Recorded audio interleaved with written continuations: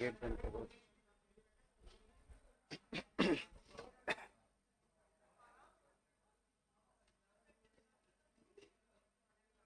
चलो भैया बातें बंद करो, अब स्टार्ट कर, ठीक है।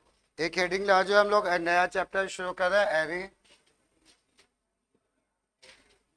अभी हम लोग स्ट्रिंग के थोड़े टफ वाले और डिफरेंट वाले प्रोग्राम बाद में करेंगे, और ये अभी एरे हम लोग शुरू कर रहे हैं क्योंकि एग्जाम है, ठीक है।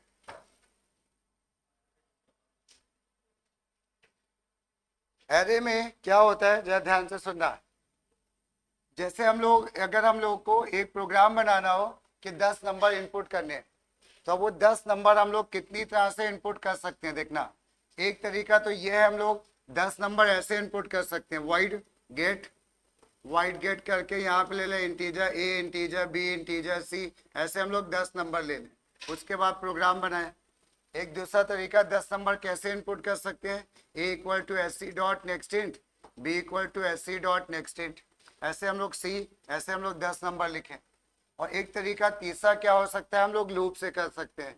एक लूप लगा दें, I equal to 1, I less than 10, I plus plus, और उसके बाद हम लूप के अंदर लिख दें A I equal to S C dot next int, ये देखना।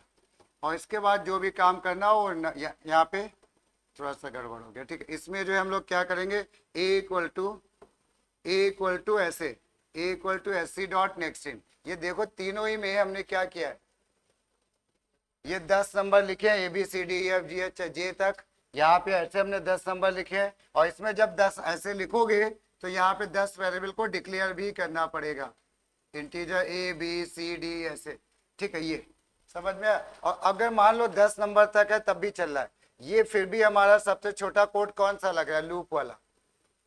ये तो 10 लाइनें, ये तो 10 नंबर यहाँ पे ऐसे होंगे, ठीक। ये तो 10 लाइनें आएंगी ऐसे, और इसमें एक ही लाइन में इनपुट हो रहा है। बट इसमें एक प्रॉब्लम है।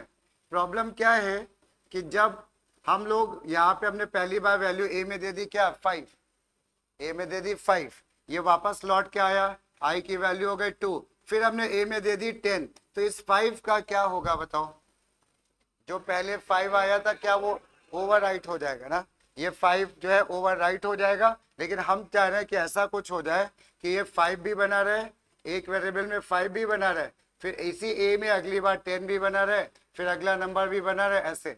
तो वो तो लूप में नहीं पॉसिबल है, नहीं तो लूप से काम चल जाता है हमारा, ठीक है।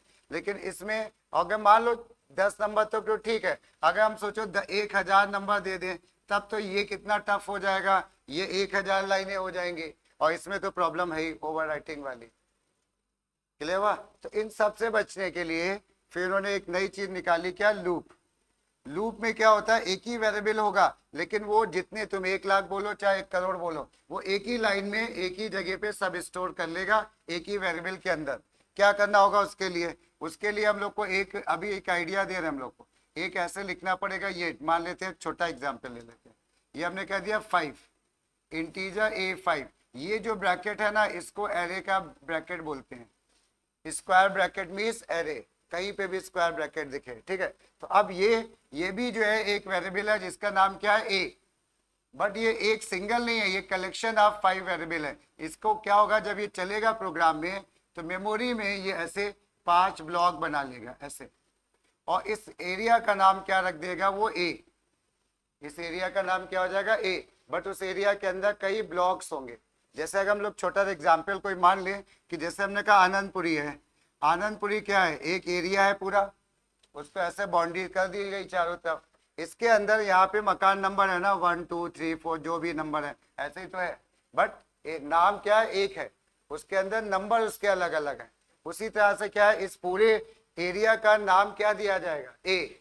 एक नाम एक है, लेकिन उसके अंदर क्या ब्लॉक्स है। और यहाँ पे कंप्यूटर में हमने बोला कई बार, काउंटिंग हमेशा 0 से करते हैं।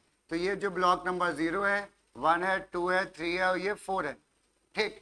अगर हमें इसमें वैल्यू स्टोर करनी है तो हम इसको ऐसे लिखेंगे, ए ऑफ 0, और इसमें हमने दे दिया, मान लेते हैं 10, तो इसके अंदर 10 हो गया। हमने कभी लिख दिया ए ऑफ 3 इक्वल टू 20, तो अब कहाँ पे क्या हुआ, ये 0 1 2 एंड 3, 20 यहाँ पे स्टोर हुआ। कुछ समझ में आ रहा है?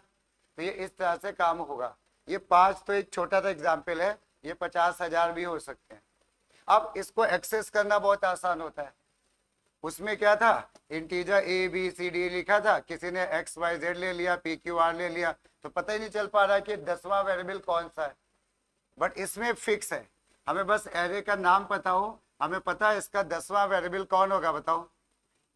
ए ऑफ 9 जो होगा वो हमारा 10वां वेरिएबल होगा, 10वां होगा। पॉइंट समझ में आया? क्योंकि पहला हमारा क्या होगा, A0 है, तो 10th वाला होगा वो A9 होगा, नहीं होगा। तो एक तरह से अब यहाँ पे हमने शॉर्ट में इतना समझा कि एरे जो है वो कलेक्शन ऑफ वेरिएबल है जिसका नाम एक ही है लेकिन उसके अंदर लोकेशंस अलग अलग होती हैं। पॉइंट समझ में आया? तो अब जरा लिख लो एक दो line definition. Array is a collection of variables, array is a collection of variables that share, array is a collection of variables that shares a common name, that shares a common name and store in, that shares a common name and store in continuous memory location, and store in continuous memory location, continuous memory location।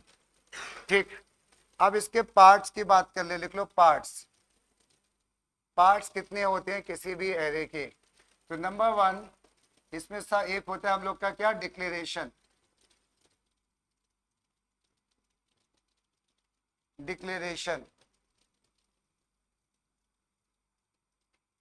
ठीक, एक है हम लोग का declaration. Array को जैसे normal variable को हम ऐसे डिक्लेयर करते थे, इंटीजर ए लिख दिया, ये डिक्लेयर हो गया, ठीक है, ये डिक्लेरेशन हो गया ना। यहाँ पे डिक्लेरेशन करने के लिए हम लोग को डेटा टाइप लिखो, मान लो इंटीजर टाइप कर ले लेते एग्जाम्पल, इंटीजर ए, बट यहाँ पे हम लोग एक ब्रैकेट लगाते हैं। कंपाइलर को बताते हैं कि भाई ये एरे होगा, इसके अंदर कई वेरिएबल होंगे, बट अभी इसने मेमोरी नहीं एलोकेट की है। मेमोरी एलोकेशन का काम न्यू कीवर्ड करता है, अभी न्यू कीवर्ड, ये केवल डिक्लेयर है। फिर नंबर 2 स्टेप इसका सेकेंड है क्रिएशन। क्रिएशन का मतलब है हम लोग एरे को क्रिएट करेंगे। डिक्लेयर तो हो गया, अभी वो मेमोरी इसको नहीं मिली है, कंपाइलर को बताया गया एक एरे होगा, ठीक है, उसने, और उसके बाद जब क्रिएट करेंगे तो हम लिखेंगे ए, ये डिक्लेरेशन के बाद वाला ए इक्वल टू न्यू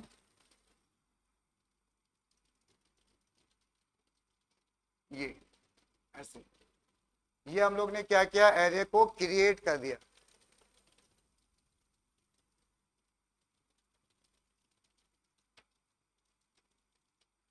ये हम लोग ने एरे को क्या कर दिया, क्रिएट कर दिया। समझ में आया?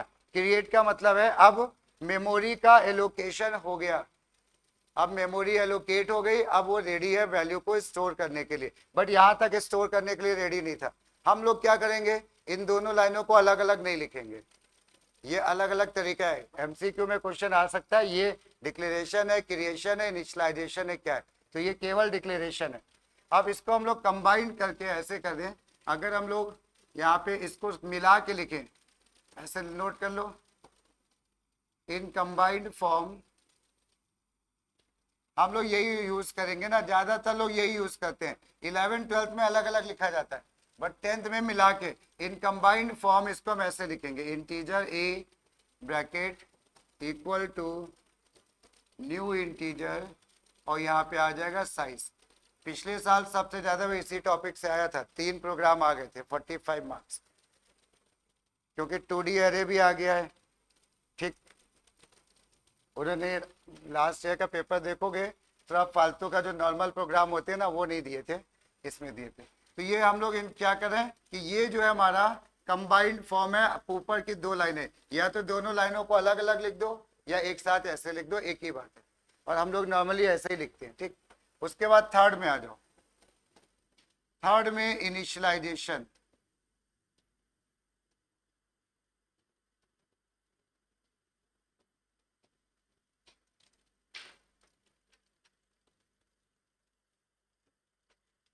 इनिशियलाइजेशन में एरे को जब हम लोग को इनिशियलाइज करना होता है, अब यहाँ एक चीज थोड़ा सुनना, इस पे भी बहुत से लोग कंफ्यूज होते हैं, इवन कभी कभी टीचर्स भी गलत बता जाते हैं। ये क्या बोला जाता है?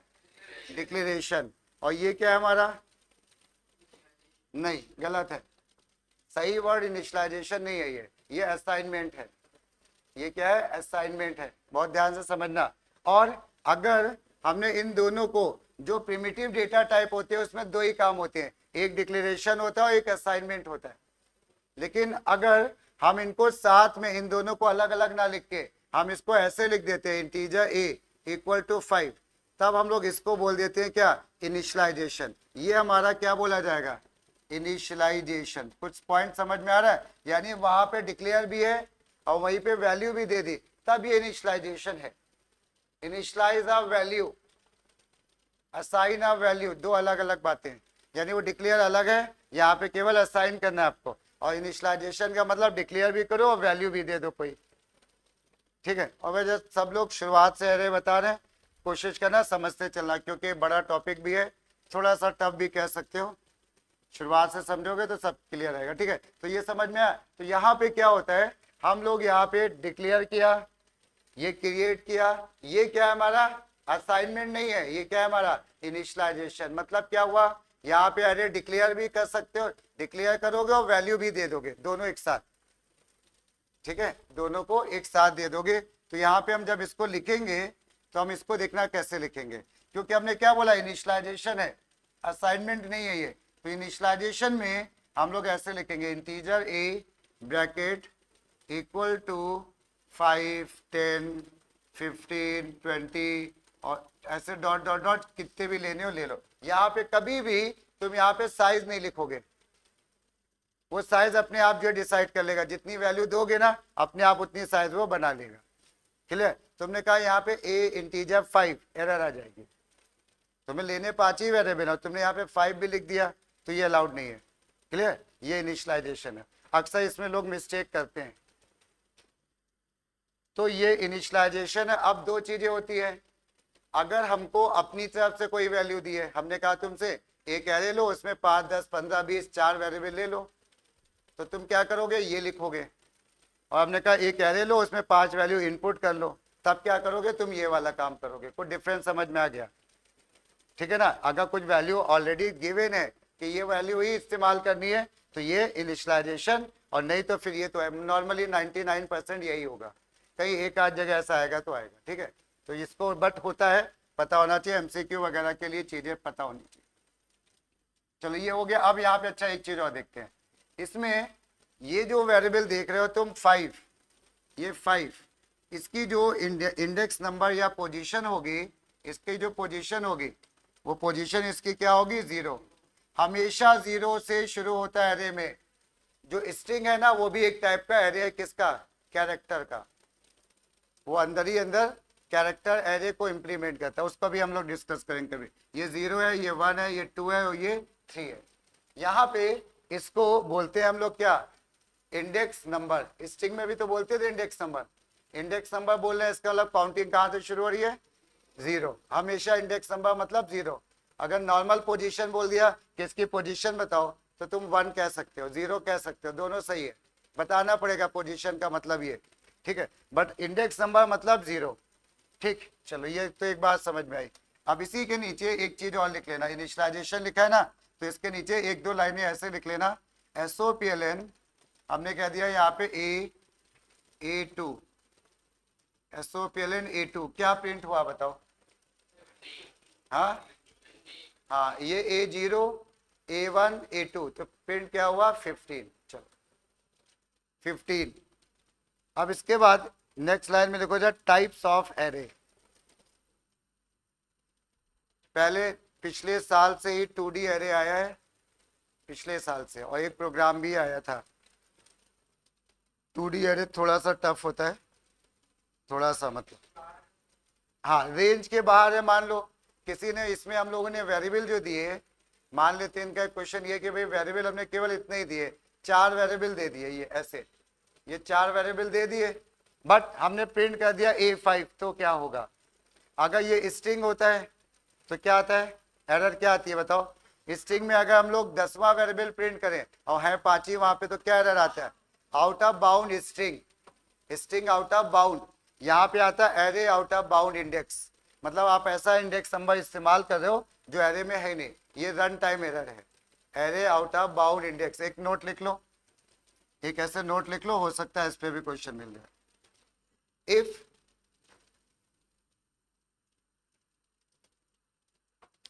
नोट एक लिख लो, if the required index number, if the required index number is not present in array, if required index number is not present in array, then it generate a runtime error, it generate a runtime error, और bracket में लिख लेना exception, इसको exception भी बोलते हैं run time error को, generate a run time error known as array, मिला के आता है, स्पेस नहीं होती, array out of bound exception. ये उस एरर का नाम है, ये उस एरर का नाम है जो जनरेट होगी, array out of bound exception. यानी ए 5 वेरिएबल है, तुमने कहा A6 प्रिंट करो तो वो है नहीं, ठीक। चलो ये तो बात समझ में आ गई सबको। अब लिख लो जरा, टाइप ऑफ एरे, कितने तरह के एरे होते हैं, टाइप ऑफ एरेज, 2 तरह के एरे होते हैं हम लोग के।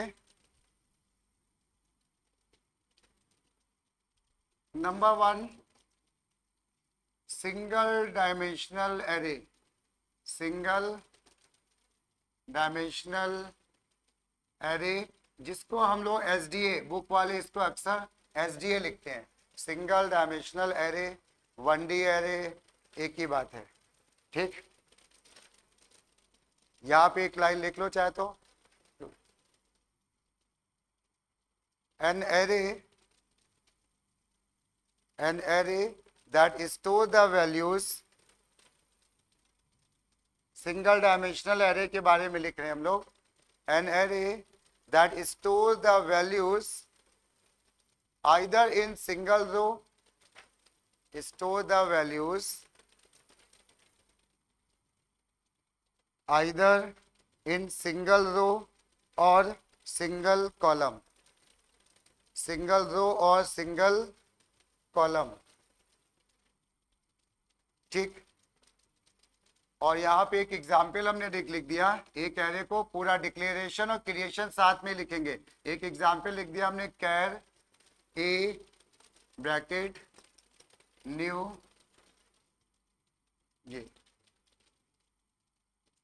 ये देखो, ये सेमीकोलन हम लोग प्रोग्राम में लगाएंगे, यहाँ पे लगाएं ना लगाएं सब सही है, प्रोग्राम में लगाना जरूरी है। ये हमने क्या किया, एक कैरेक्टर टाइप का एरे डिक्लेयर किया, बोलेंगे हम लोग इसको डिक्लेरेशन ही, जबकि क्रिएशन भी है, ठीक है। कैरेक्टर टाइप का एरे डिक्लेयर किया, और वो एरे कितने कैरेक्टर स्टोर कर सकता है, 50, क्लियर हुआ। अब यानी ये जो एरे होगा ना, ये ऐसे स्टोर होगा मेमोरी के अंदर, ये हम लोग का काम नहीं है, कंपाइलर खुद है, या तो ये ऐसे स्टोर होगा 1 2 3 4 ऐसे स्टोर होगा, A0 A1, और सबसे लास्ट वाला इंडेक्स नंबर बोलो क्या होगा, 49 होगा, ये होगा ऐसे, क्लियर। या ये भी ऐसे भी स्टोर हो सकता है, ये इसको ऐसे भी स्टोर हो सकता है, पहली वैल्यू 5 9 10 ऐसे करके यहाँ पे सबसे ये इस तरह से, यानी एक रो होगी या एक कॉलम के फॉर्म में होगा, फर्क नहीं पड़ता, बात सब कुछ काम वैसे ही होगा, ये A0 होगा A1 होगा A2 होगा, बट ये स्टोर करने का तरीका है, लिखने का तरीका, ठीक। दूसरा लिखो जरा, number 2 double dimensional array, double dimensional array DDA, वो था SDA, ये था DDA, डबल डायमेंशनल एरे, इसमें लिख लो an array stores the values, an array store the values in rows and column format. Stores the values in rows and column format, that is in a matrix form. That is in a matrix form. उसको matrix form भी हम लोग बोल सकते हैं. That is in matrix form. अब इसको हम लोग कैसे डिक्लेयर करते हैं? इसमें रोज भी होंगी और कॉलम भी होंगे, दोनों होंगे. क्लियर? तो अब इसका एक डिक्लेरेशन का तरीका देख लो. यहाँ पे हमने कहा इंटीजर ए, एग्जाम्पल है ये. यहाँ पे तुम दो ब्रैकेट लगाओगे, ध्यान से देखना. ये दो ब्रैकेट है, एक रो के लिए और एक किसके लिए? कॉलम के लिए. Row and column. अब तुम्हें देखना पड़ेगा हमें कितनी रोज कितनी कॉलम चाहिए. मान लो तुम्हें एक ऐसा एरे चाहिए जिसमें ये ऐसे स्टोर हो 1 2 5 9 3 6 8 4 1 7 0 9 ऐसे. ये इस तरह से जब डेटा स्टोर हो रहा है तो हमें 2D एरे लेना पड़ेगा. ठीक. अब इसमें number of rose 1 2 and 3, number of columns 1 2 3 and 4. तो 3 रोज और 4 कॉलम. पहले हम लोग रोज को लिखते हैं हमेशा. ठीक है. तो इसको जब डिक्लेयर करेंगे और तो इसको ऐसे लिखेंगे इंटीजर, और रोज कितनी हैं, जो भी रोज हैं वो लिख देंगे. जैसे 3 लिख दिया यहाँ पे. कॉलम कितने हैं? 4 हैं. तो हमने यहाँ पे क्या कर दिया? कॉलम. ऐसे रोज and column format.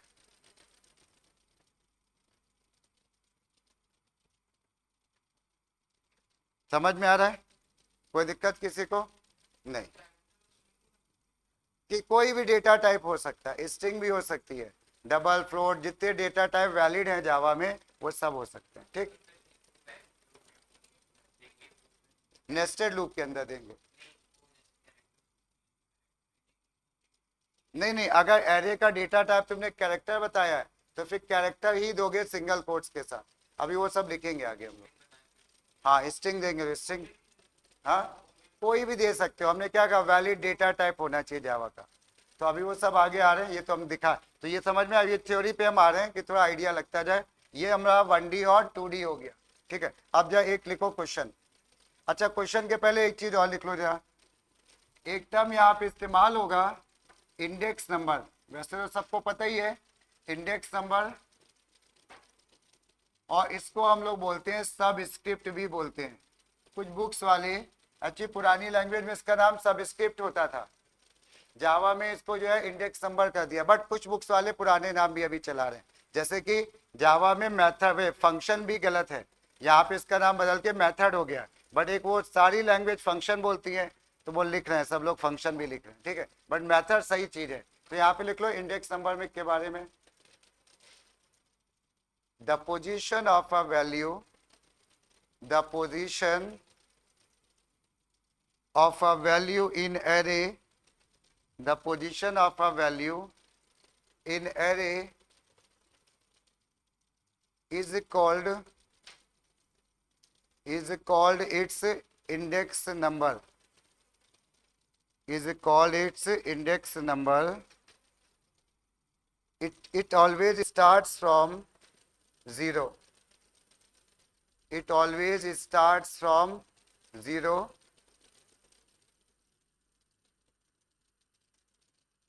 And last index number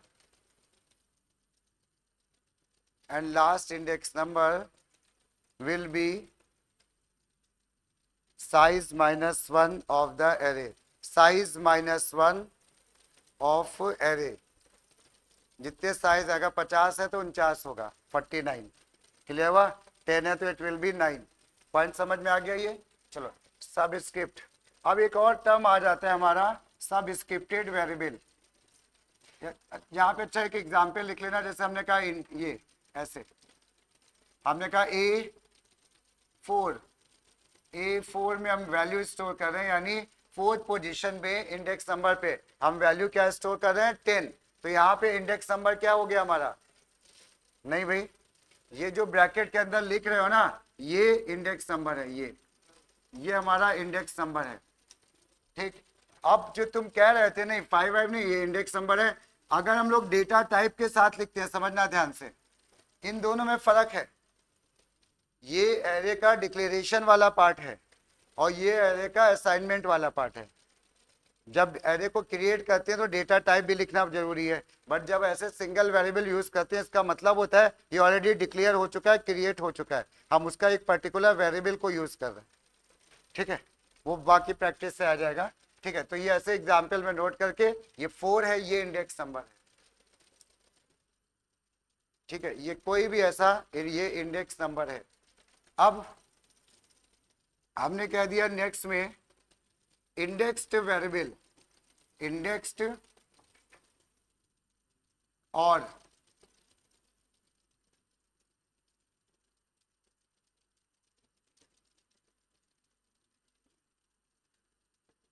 indexed और सबस्क्रिप्टेड वेरिएबल। सीधी सीधी सी बात है, जो इंडेक्स नंबर का यूज करे वो इंडेक्स्ड वेरिएबल। इसमें लिख लो a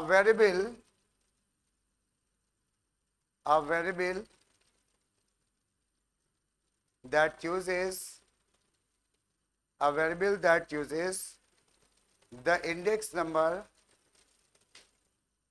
a variable that uses the index number for its position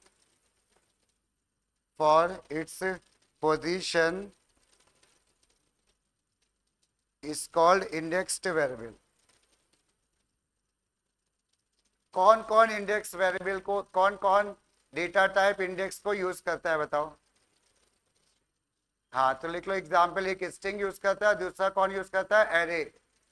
तो लिख लो एग्जाम्पल स्ट्रिंग और एरे। इनके जो वेरिएबल होंगे ना, उनको हम बोलते हैं इंडेक्स्ड वेरिएबल। इंडेक्स वेरिएबल का मतलब स्ट्रिंग के वेरिएबल और साथ में एरे के वेरिएबल, ये इंडेक्स्ड वेरिएबल। समझ में आ गया बात?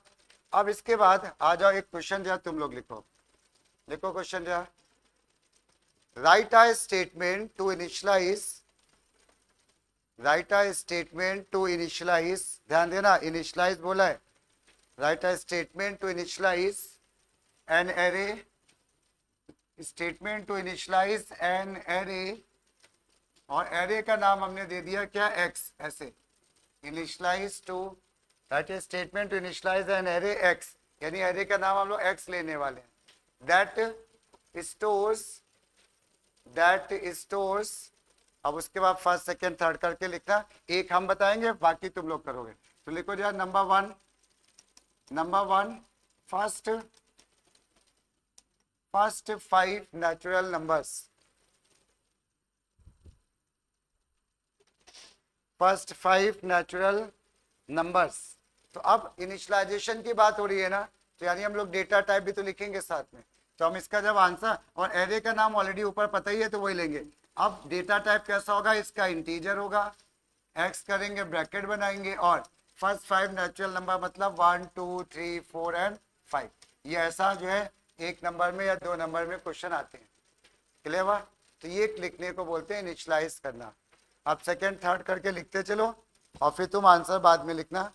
सेकेंड एक एक लाइन छोड़ के लिखते चलना, ठीक है? सेकेंड में लिखो टू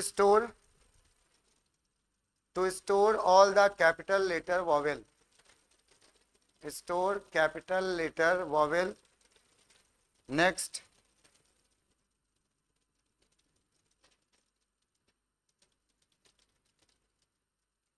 में लिखो to store name of any 3 cities, store name of any 3 cities। Next store all the logical values, store all the logical values. Logical values किसको बोलते हैं भाई हम लोग? ट्रू एंड फॉल्स को। वेरी गुड, एक क्लास में और लिखो to store temperature of 4 places, temperature of 4 places। और नॉर्मली हमें पता है टेम्परेचर पॉइंट्स में होता है, ठीक है ना? चलो अब इसको लिख डालो जरा। वैल्यू कुछ भी ले लेना, तुम्हारी मर्जी होती है। जैसे सिटी के नाम है कोई भी ले लो, इससे कोई मतलब नहीं है।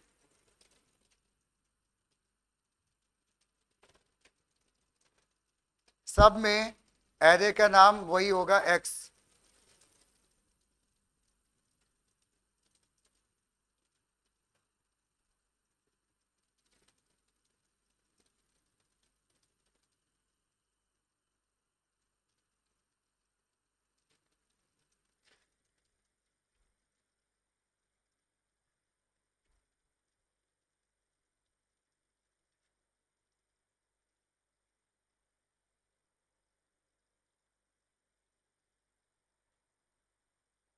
पहले डेटा टाइप लिखोगे।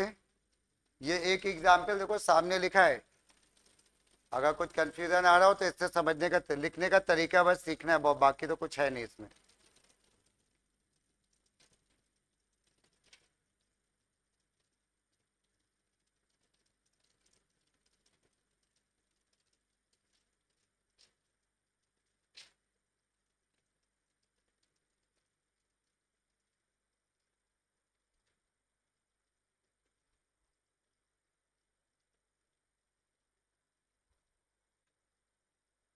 ठीक है, चलो हो गया होगा मेरे ख्याल से तो।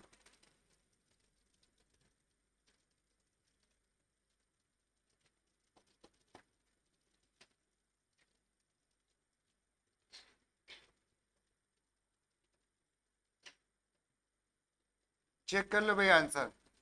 AEIOU सिंगल कोट्स में लिखे जाएंगे ऐसे। सेमी कॉलन तो खैर मर्जी है तुम्हारी। All the capital letter vowel. ठीक। फिर आ जाओ थर्ड में, name of any three cities. Data type क्या लोगे? स्ट्रिंग। स्ट्रिंग का एस हमेशा कैपिटल बनता है, ध्यान रखना। स्ट्रिंग एक्स इक्वल टू, और यहाँ पे हमने जैसे दे दिया लखनऊ ऐसे। अब जब क्योंकि स्ट्रिंग है तो डबल कोट्स में लिखना जरूरी है। लखनऊ डबल कोट्स में, फिर कोई कानपुर, ठीक है, यहाँ पे आगरा, कुछ भी ऐसे तीन नाम दे दो कोई भी, डबल कोट्स में होने जरूरी है। क्लियर? चलो उसके बाद फोर्थ में आ जाओ। हमने फोर्थ में क्या बोला है? टेम्परेचर ऑफ एनी फोर्स, नहीं लॉजिकल, ओके। लॉजिकल में डेटा टाइप बताओ एरे का। बुलियन। इसमें क्या होगा? बुलियन का बी स्मॉल बनाओगे, नहीं तो बुलियन कैपिटल में लिख दोगे तो क्या होगा? Wrapper class. Very good. ये रैपर क्लास माना जाएगा, डेटा टाइप नहीं माना जाएगा। बुलियन एक्स इक्वल टू, और यहाँ पे लिख दिया ट्रू। डबल कोट्स में रहेगा कि सिंगल कोट्स में? हाँ, किसी में नहीं रहेगा। हाँ, कोट्स होंगे ही नहीं, ना सिंगल ना डबल। क्लियर? चलो तो यहाँ पे नेक्स्ट में आ जाओ। इसके बाद फिफ्थ में temperature of any four cities. ठीक है, तो इसका डेटा टाइप कैसा होगा? डबल, डी स्मॉल में। चेक कर लेना कैपिटल स्मॉल की मिस्टेक हो गई हो कहीं पे। 2.5, 20.5, 9.5, 10.5, कुछ भी ऐसे लिख दो, डबल वैल्यू होनी चाहिए बस। ठीक है, फ्लोट भी ले सकते हैं कोई। हाँ, फ्लोट लोगे तो एफ लगाना जरूरी होगा, तो इसलिए नॉर्मली फ्लोट का इस्तेमाल ही नहीं करते हम लोग। बट ठीक होगा, गलत नहीं होगा। ये इनिशियलाइजेशन था, समझ में आ गया ना सबको? ठीक है, इसके बाद आप लिखो जाए इसके नीचे। इसमें एक फंक्शन होता है, एक क्या होते हैं तो बहुत से हैं, बट हम लोग के कोर्स में एक ही फंक्शन है, लेंथ फंक्शन। जैसे वो स्ट्रिंग की लेंथ बताता है, यहाँ पे ये एरे की लेंथ बताएगा कि इस एरे में कितने वेरिएबल हैं। तो यहाँ पे एक नोट कर लो, लेंथ ऐसे। लेंथ में ध्यान देना भाई, ब्रैकेट नहीं लगेंगे, ये ऐसे। और स्मॉल लेटर में होगा लेंथ। इट रिटर्न्स फंक्शन है, तो इट रिटर्न्स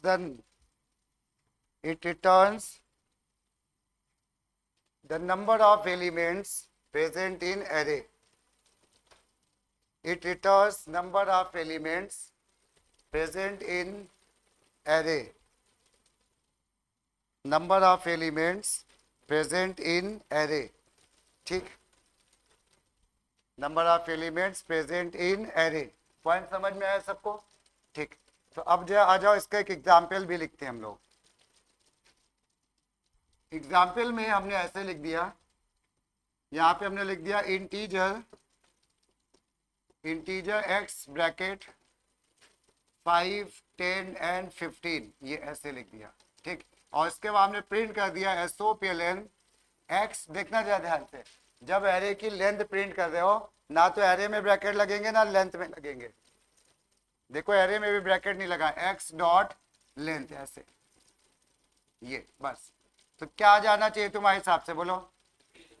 हाँ 3, 1 2 3, बिल्कुल सही है। यहाँ पे काउंटिंग 0 से नहीं होगी जैसे कि स्ट्रिंग में होता था, तो यहाँ पे वैल्यू आ जाएगी 3। क्लियर? चलो अब आ जाओ, थोड़ा और क्लियर कर लेते हैं कुछ आउटपुट के क्वेश्चन जो 2 नंबर में पेपर में भी आते हैं। लास्ट काफी मतलब पीछे पेपर में आए भी हैं। लिखो जो अगला question, right the output. Right the output, और इसके बाद ये नोट कर लो, एक स्ट्रिंग टाइप का एरे है, स्ट्रिंग ए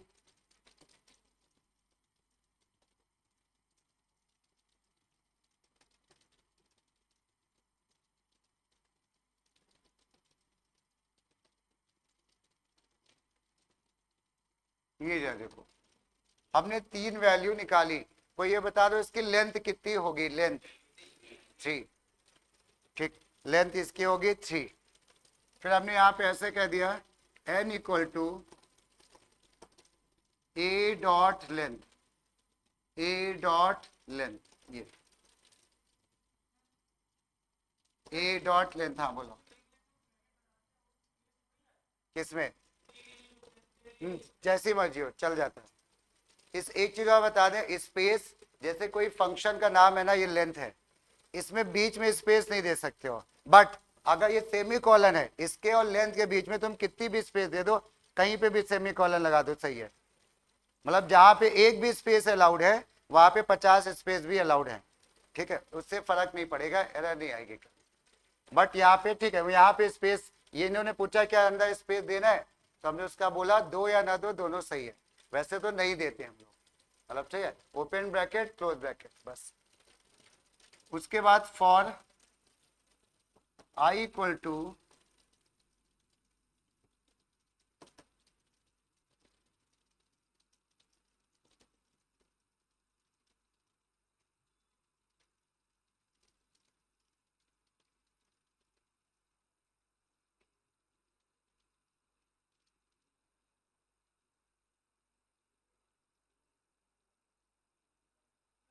हाँ अच्छा, हाँ सही कह भैया, यहाँ पे आई को चेंज कर लेना क्योंकि डिक्रीजिंग लूप है ना, तो माइनस माइनस ए डॉट लेंथ प्लस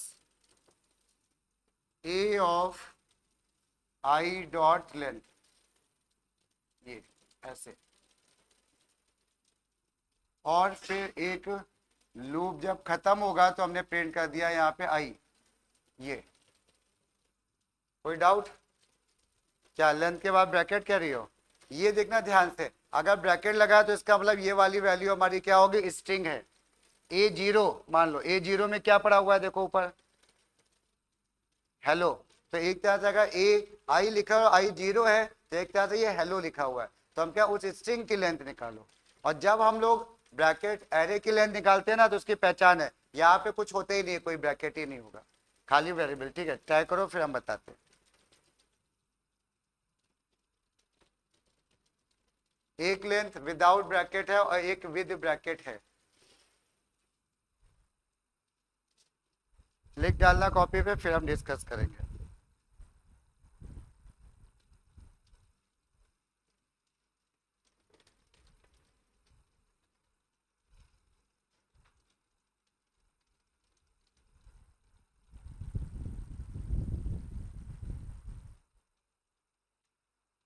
और लूप में कोई ब्रैकेट नहीं लगे, ये भी ध्यान देना, यानी लूप के अंदर केवल एक लाइन है, जब लूप खत्म होगा तब उस आई की वैल्यू प्रिंट होगी बाद में।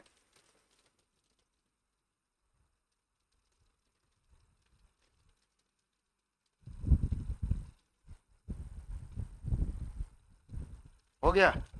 चलो,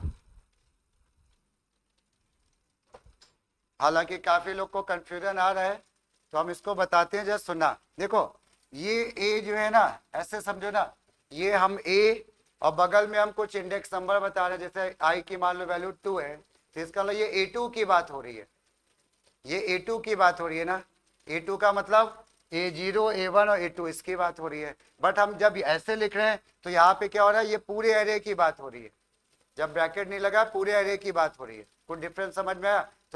तो यहाँ पे आई एन की वैल्यू कितनी आई बताओ, एन की वैल्यू कितनी आई, इसकी वैल्यू आ गई 3, एन की वैल्यू आ गई 3, और ये आई 3 माइनस 1 आई कहां से शुरू होगा, 2 से, और जाएगा कहां तक, 0, कम होते होते। ठीक है, अब आगे अंदर I2 ग्रेटर देन, ठीक है, ये क्या लिखा है, ए डॉट लेंथ, ये एरे की लेंथ है कि वेरिएबल की लेंथ है, एरे की लेंथ कितनी है, 3, तो आउटपुट में प्रिंट क्या होगा, 3, और फिर इक्वल टू प्रिंट होगा। ये कौन सा इंडेक्स नंबर है इस समय, आई की वैल्यू देखो यहाँ पे कितनी है, तो एक तरह से ये क्या लिखा है, A2 डॉट लेंथ, और यहाँ पे ब्रैकेट लगा है ना, इसका मतलब ये स्ट्रिंग होना चाहिए, अगर स्ट्रिंग नहीं है तो एरर आ जाएगी।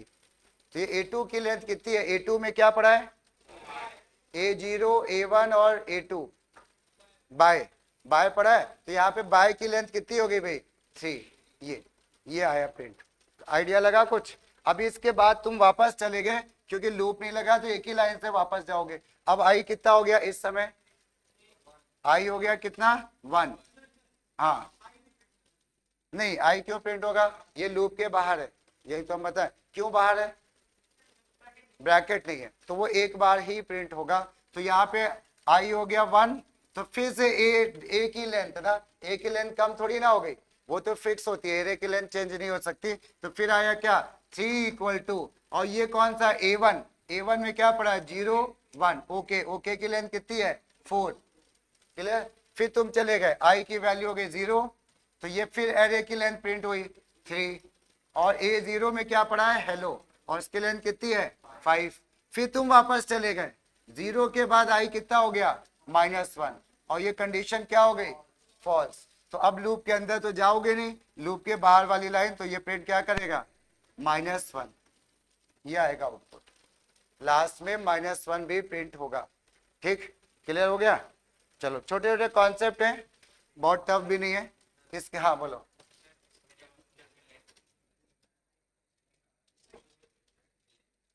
क्या चीज, आई में 0 नहीं शुरू, वो स्ट्रिंग है ना, स्ट्रिंग, और स्ट्रिंग में भी इंडेक्स, वो भी इंडेक्स वेरिएबल है, लेंथ 1 से काउंट होती है, बाकी सब 0 से काउंट होता है। तो हम लोग ये क्या निकालना है, A2, मान लो A2 का मतलब ये हो गया, और इसकी क्या है लेंथ, ये क्या है, स्ट्रिंग है, और स्ट्रिंग की लेंथ निकालते हैं तो काउंटिंग 1 से होती है, तो हमने कहा 1 2 3, तो 3 आया। जब इसकी बात चल रही थी तो इसमें 1 2 3 4 5 आ गया। ठीक है, चलो इसके बाद एक और आउटपुट का लिखो, आउटपुट का एक क्वेश्चन और लिख लो भाई। इसके बाद नेक्स्ट में लिखो जा, इंटीजर ए ब्रैकेट 2 3 4 5, या 2 3 4 ले लेते हैं ऐसे, फॉर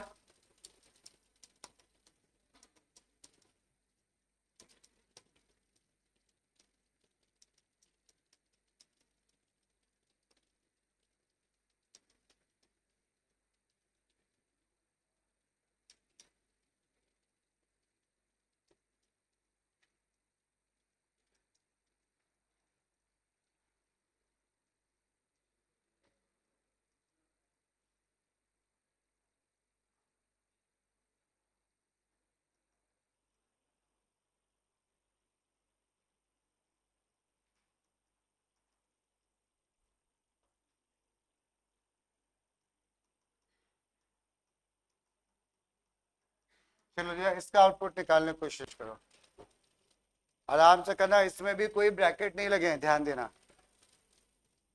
अगर कहीं पे लगे कि एरर आ जाएगी तो वो भी बता सकते हो, वैसे तो नहीं है, बट कभी कभी हो जाता है।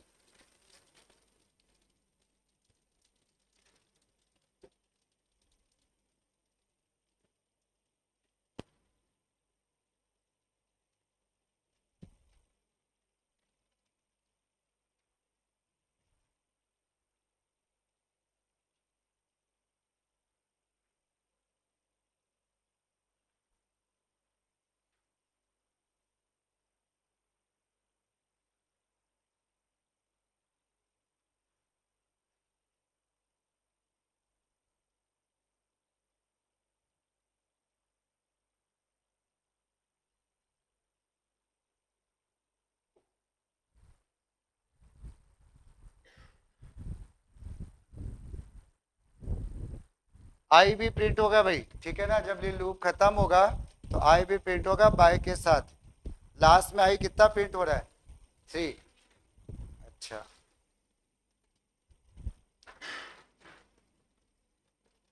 वेरी गुड, काफी लोग के आंसर सही आ रहे हैं।